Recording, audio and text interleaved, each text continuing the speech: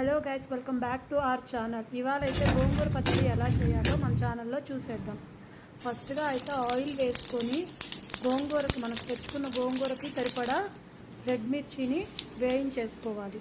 ఆ వేయించుకున్నది తీసి పక్కన పెట్టుకొని ఒక ప్యాన్లో ఒక హాఫ్ టీ స్పూన్ మెంతులు, ఒక స్పూన్ ధనియాలు, ఒక 2 స్పూన్స్ నువ్వులు, ఒక స్పూన్ జీలకర్ర వేసుకొని దోరగా గోల్డెన్ బ్రౌన్ కలర్లోకి వచ్చే వరకు వేయించుకొని దీన్ని కూడా మిక్సీ జార్లో వేసేసుకోవాలి. వేటిలో అయితే మనము 2 మిర్చిని వేసాము దాంట్లో సరిపడా ఉప్పు వేసుకొని కావాల్సిన వరకు ఇంగువ వేసుకొని దాన్ని చక్కగా గ్రైండ్ చేసి ఆ పౌడర్ని పక్కన పెట్టేసుకొని ప్యాన్లో కొంచెం ఆయిల్ వేసుకొని మనం ఫ్రెష్గా కడిగి పెట్టుకున్న గోంగూరను వేసుకొని దానికి సరిపడా ఉప్పు పసుపు వేసుకొని చక్కగా గోంగూర మగ్గిన తర్వాత మనం పౌడర్ చేసి పెట్టుకున్న మిశ్రమాన్ని అందులో కలిపేసుకొని దానిలో తాలింపుకి సరిపడా నూనె వేసుకొని ఎండుమిర్చి, ఆవాలు, మినపప్పు వేసుకొని ఆ తాలింపు చక్కగా ఈ గోంగూర పచ్చడిలో కలిపేసుకోండి.